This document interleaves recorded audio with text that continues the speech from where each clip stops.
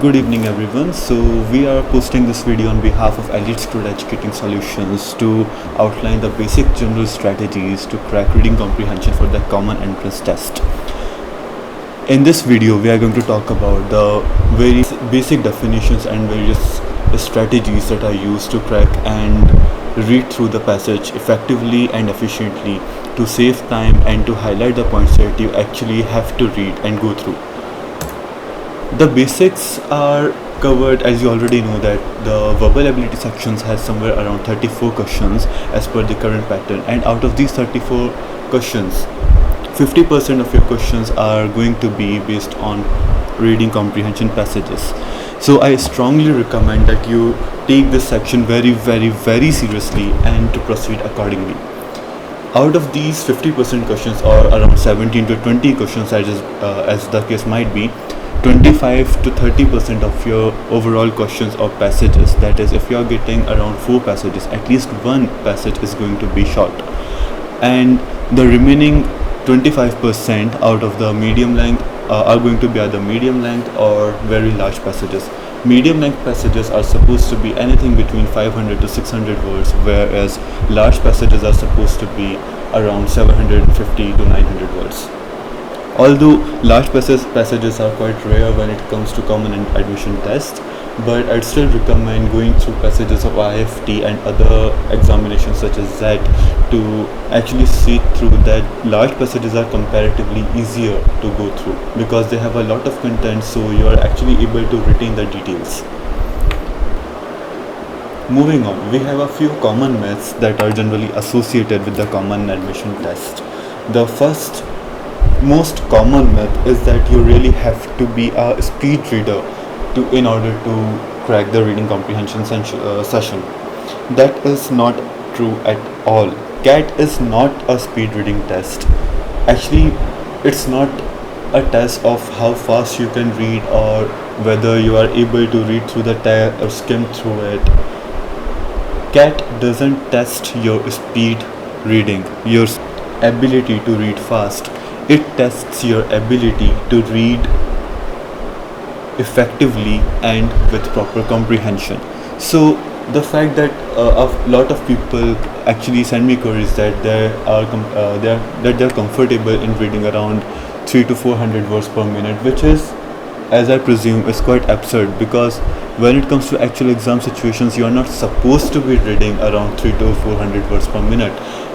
A speed of as low as 70 words per minute is good enough if you are able to retain the content that you are reading, and if you are able to comprehend the content that you are actually reading or you are going through.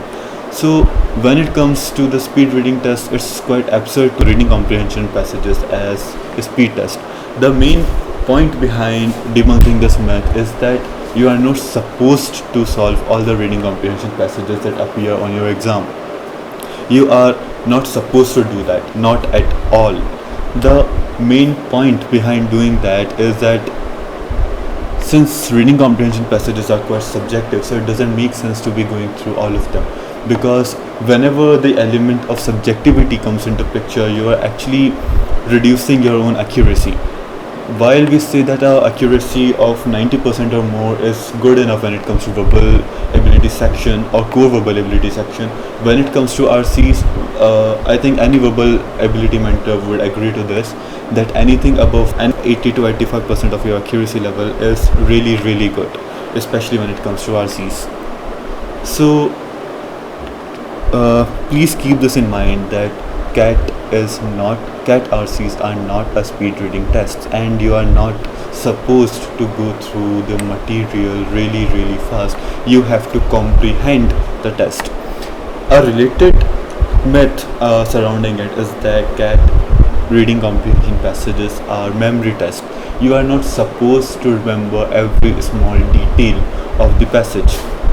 If you are actually skimming the entire paragraph, if you are actually going back to the text again to highlight the points and to just in order to remember them, then you are really missing out the point.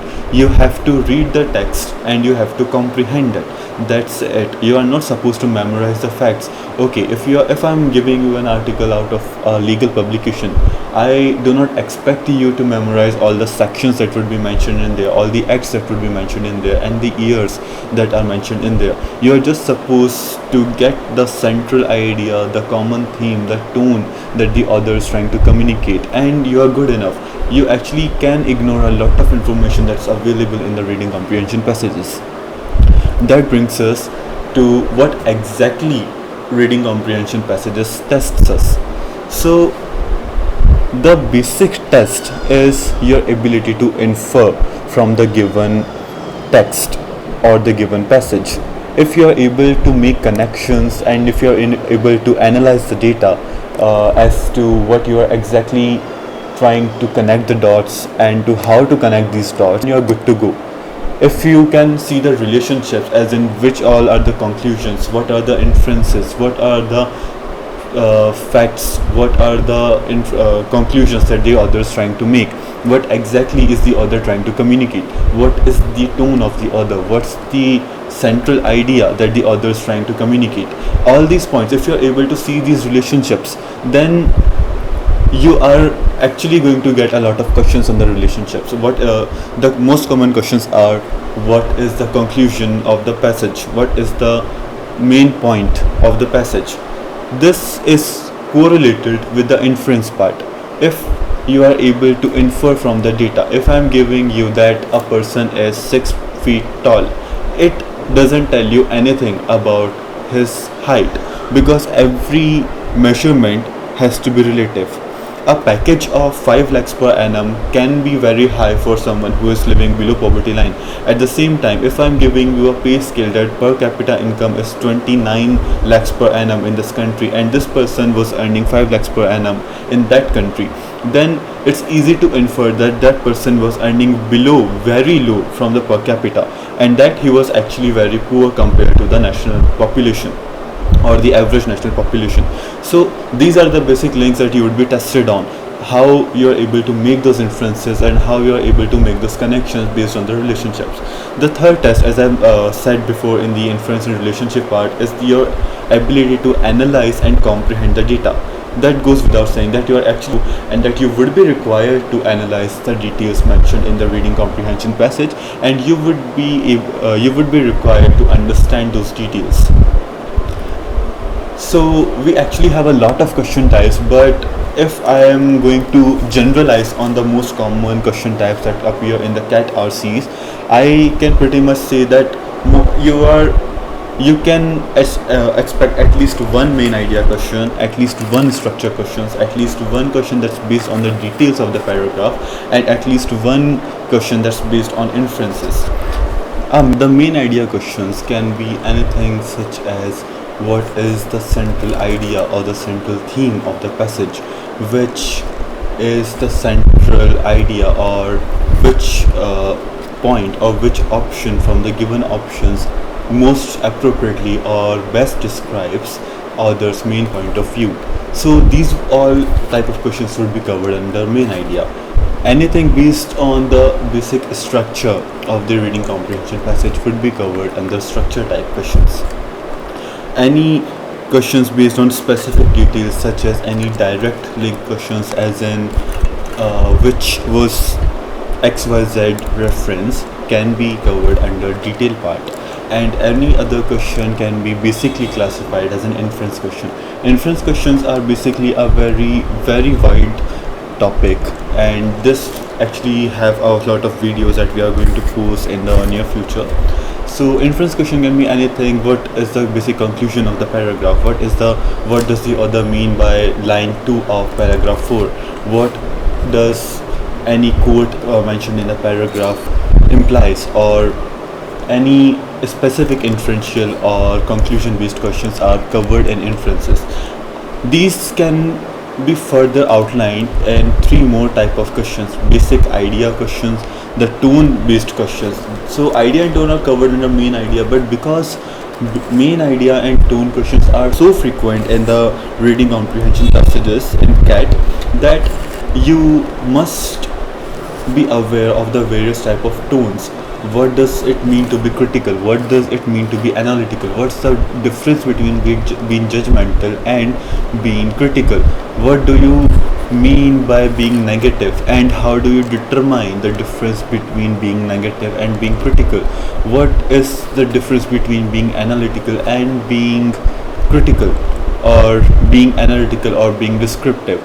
These are all covered under tone, and I am going to post a separate videos only covering tones. Out of the box questions are relatively new when it comes to the RC sphere, and you are not going to find a lot of questions for out of the box type of questions. Out of the box questions are basically the type of questions that state something along the lines of which of these questions should you ask the other. So these are also covered under inference. If you really have understood the references mentioned in the reading comprehension passage, then you would actually breeze through any inference based question, including out of the box questions. And as I mentioned, this is only a video that covers a general strategy, and I would be posting a lot of videos surrounding the tones, the main ideas, how to identify the central ideas, and the out of the box questions, apart from inference details and structure. So I just request you all to be patient until I create those videos. So till that time, we'd actually cover what we started this video for, the basic strategies. The general strategy is shown in this slide, that you first have the option to read the question or to read the passage. What the general strategy implies is that if you're actually going to read the questions first, or you're skimming through the questions first, then you are going to analyze which details you actually have to note while reading the paragraph. If there are a lot of data-based questions, then you can actually skip the entire paragraph for your second round, that you're particularly sure that you can easily come back to this, and this paragraph is quite solvable. So you can actually finish all your reading verbal ability questions, then you can come back to your reading comprehension data-based questions, and you can easily complete this entire paragraph. The other strategy within the general strategy framework is streamlines that you should always read the passage first, because if you are just going to read the questions first, then you are going to narrow your viewpoint. And if you are actually going to read the passage, then you would have a broader point of view that will enable you to see a lot of details that you would otherwise miss. So these are basically two different strategies within the same framework, and you would have to see which strategy works for you the best. For me personally, I've always found that reading the question gives me an edge, and I can easily skim questions if I am short of time, which is a good strategy when it comes to examinations such as IFT, where the passages are quite long and you have a time constraint. But when it comes to CAT, you don't actually have a time constraint. So I'd actually encourage you to try both the strategies in any of your mocks or during your practice sessions, and see what works for you best. The third point within the strategy is that you should try to summarize the contents of the paragraphs that you are reading through. This is related with CAT passages being memory based. So if you're actually going to highlight the main points, or if you're going to summarize the contents of a reading comprehension paragraph, then you can easily just jump back to your summary, which you have written in your own words. That also improves your comprehension of the entire passage and the paragraph as well. You can then club together these various summaries and make a broader summary that should always align with the central idea of the paragraph or the passage. The fourth option has a lot to do with the questions that are in the passage. It hovers around the fact that you should always eliminate your options first, instead of just jumping, okay, A sounds like the best option to me, so I'm not even going to bother by reading the other 4 options or other 3 options. Then you're actually doing yourself injustice. You should always read the options first. The basic instruction behind any verbal ability question are stated as that you should always select the option that is best. It doesn't say correct, it doesn't say suitable or related, it says best. So if you are getting two options that basically states the same thing, but one is more concise than the other, then it is always recommended that you go with the concise one. And this actually helps you a lot to eliminate your answer options and to limit down your options. So if I'm getting 4 options and I'm able to eliminate 3, then I have my answer. If I have eliminated point A, B, C, then D is my answer. If I have 5 options and I have eliminated 3, then I just need to go back to my summary and see which option best fits with that context. The fifth part of this idea is that you should always identify the ideas that are mentioned in the passages as well as the questions, because questions can sometimes and only sometimes give you a lot of details surrounding the passage. It can actually help you improve your comprehension if you follow this. These steps are covered in the next few slides as well. The reading part is that you should always identify the structure of the passage. This can be done by reading the questions or by going through the entire passage.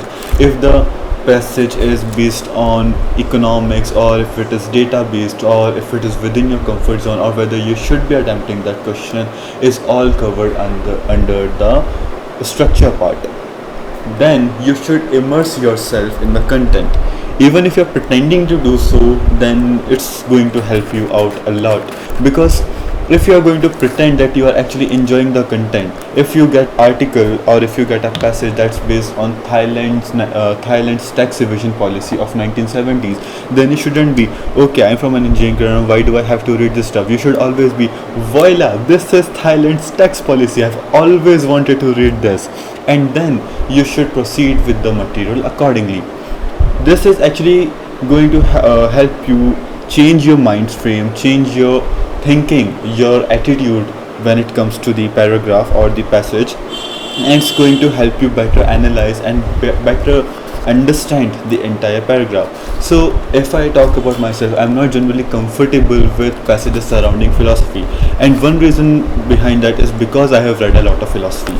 So if you are going to give me a passage that's based on philosophy, then I am going to presume a lot of stuff, which is something that you should never do. You are never supposed to bring outside or your own knowledge while solving verbal ability questions.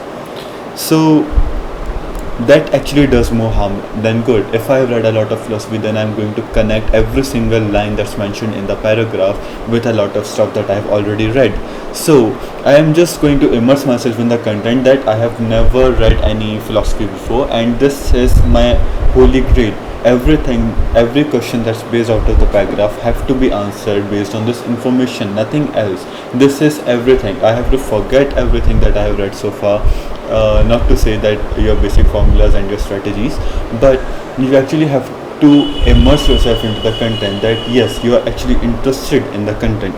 Then the next step is to form links between ideas, conclusions, facts, and various paragraphs among themselves.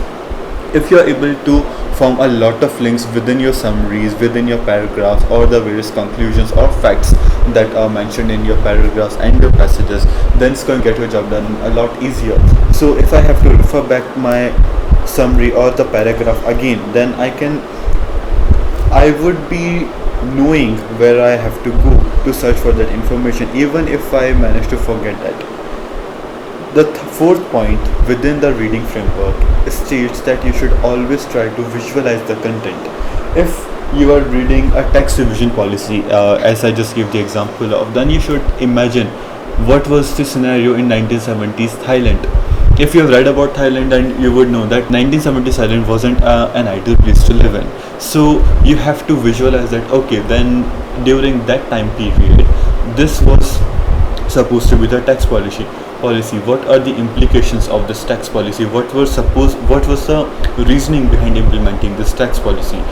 So all of this you have to actually visualize the content. Then you can make a link with your conclusions, facts, and within your paragraph, and the visualization is actually going to help you retain the paragraph and the comprehension, because always remember this, that a person remembers images more than they remember text.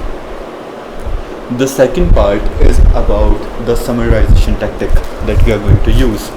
You should always aim to summarize the various paragraphs of the passage.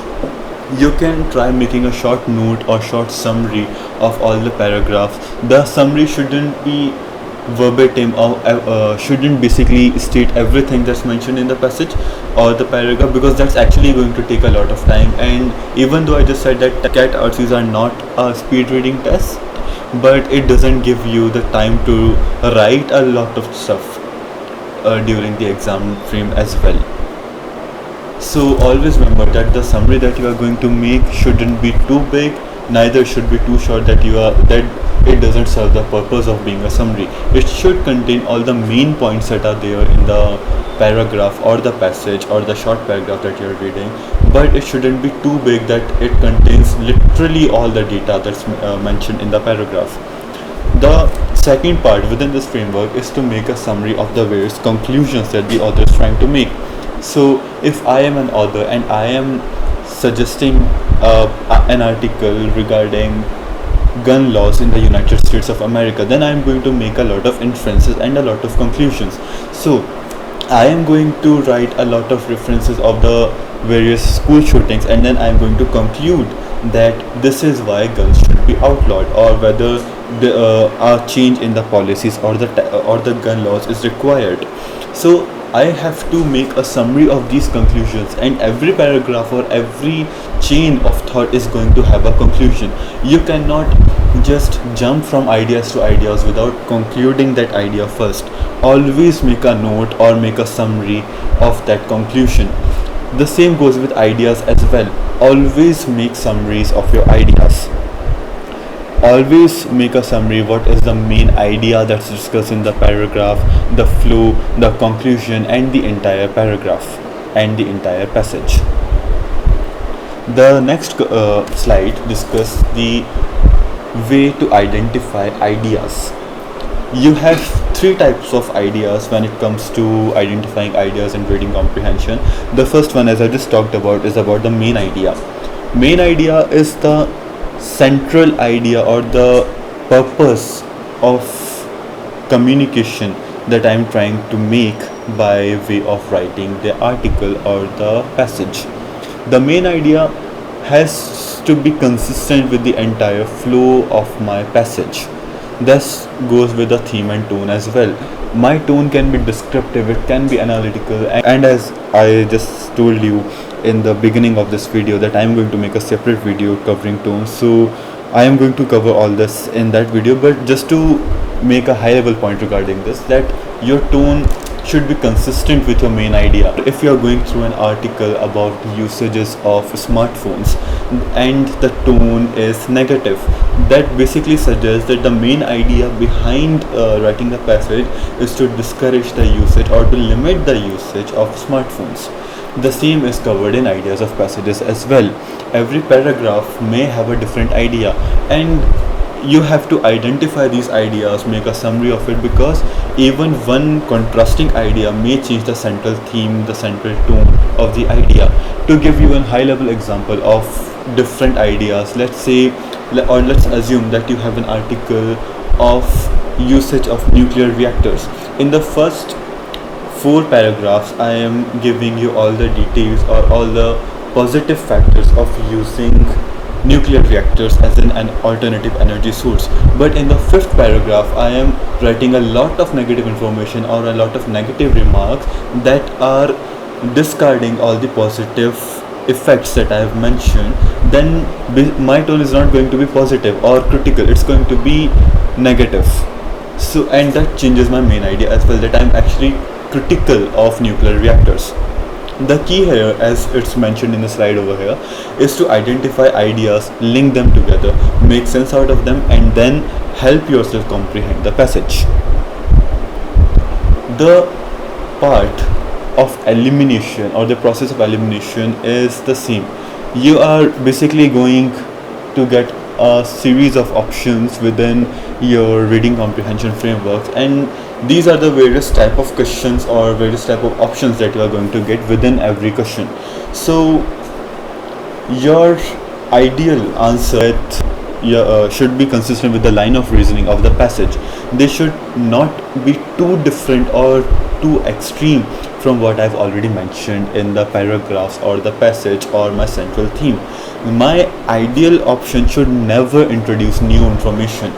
I always have to keep that in mind, that I cannot introduce new information that's nowhere mentioned in the paragraph. If it is a conclusion questions, then yes, I can make some sense out of it, that okay, this might be the conclusion, but that again has to be inferred from the information that's already available in the paragraph or the passage. The third point regarding this is that your option should never be illogical. Your options should make logical sense, and I hardly doubt that you're going to get a question that's going to ask you mark any option that's the most illogical one. If that's the case, then that actually makes your job a lot easier. The fourth point regarding the type of answers that you are going to get is that out of scope. So you can easily eliminate any option that's out of scope. Out of scope options would be anything that covers information that's nowhere relevant or is too far-fetched. And another high-level point regarding here is that I can eliminate options that basically give me the same information as highlighted in the paragraph, unless of course it's a direct fact-based question. In the next video, we are going to cover flowchart analysis, and this is all for the basic general strategy for the common admission test. I hope you all learned something worthwhile today. Thank you.